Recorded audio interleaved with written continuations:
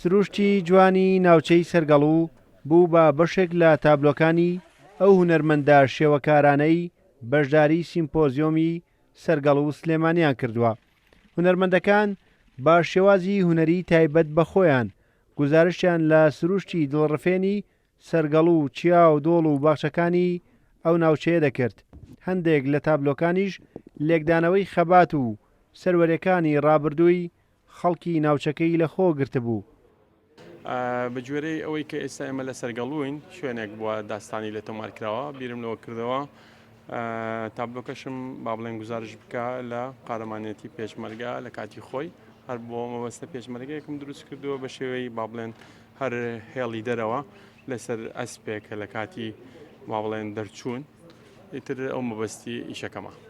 ئەمڕۆ هەموو دەبێت تابلۆی سروشت بکێشین لەبەر ئەو هەر یەک زاویەکمان هەڵبژاردو کە لای خۆمانەوە چیمان پێ جوانە ئەوە بکێشینەوە واتە ئەمڕۆ دەستنیشان کراوە کە دەبێت سروشت بێ. لێرە لە خۆشی ئەم جەوە جوانەوە ئەم کەشە لەبارەی کوردستان هەموو خۆشەویستی ئەم تەبیعەیە دەستمان داوەتە تەبیعەت. ئەنجامانەیە ئەم سروشتە جوانە تێکەڵی ستایلی پێشوی خۆمانکەین لە هەمان کاتە ڕسمی شێوازی خۆمانیشکەین و تێکەڵ بە ئەم تەبیعەی کوردستانی بکەین.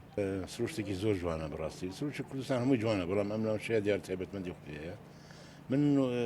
من طبيعة رسم ناكم يعني لنا ناكم بلام أو طبيعته تكلاو بابتكم يعني وكو بابت سيريكم وكو بابت دربرم يعني استهلك السيري تبرو كبكي طبيعته بلام تكلاو ببيرك هزرك خيالك أو ها بوشيوية شێوەکاران لەسەر ئاستی 12 پارێزگای عێراق و هەرێمی کوردستان بەشدارن لە سیمپۆزیۆمەکەدا. دەستگای میدیایی کورساتیش سپۆنسەری میدیایی کردووە. لە ماوەی 3 ڕۆژدا هەر هونەرمەندێک 2 تابلۆ ئامادە دەکات. تابلۆی یەکەم لەسەر سروشتی سەرگەڵوو دەبێت.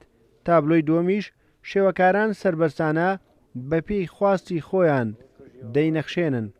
لە ڕاستە ئێمە پلانمان هەبوو بۆ کارەکان ئەمڕۆکە یەکێک لە بەرهەمەکانن ئەوەیە کە لە سروشتا کارەکەن هاتوێتە ناو سروشتوانێ بەڵام گرنگەوە کارەکان سروش بێ ئیتر هەر زاویەک یاخۆ جوسێ وەرەگرنەوە خۆیان ئازادن سربەستن چی جوسێک وەرەگرن و کۆبین بەڕێستان کە هونەرمەندەکان لێرە بڵاوبوونە توانێ هەرێکە جوسێکی هەڵبژاردووە بەڵام کۆتاجارەوەیە کە بەرهەمی سەرجەمیان هەمووی تایبەتە بە سروشتواتە لە تەبیعەوە وەرگیراوە بۆ ئەمڕۆیان. بەڵام ئەو تابلۆیانەی لێرە دەکێشرێن ڕۆژی سێمی سیمپۆزیۆمەکە لە مەڵبەندی ڕۆشنبیری زانکۆی سلێمانی لە پێشانگایەکدا نمایش دەکرێن و دواتر پێشکەش بە سەندیکای هونەرمەندانی کوردستان دەکرێن.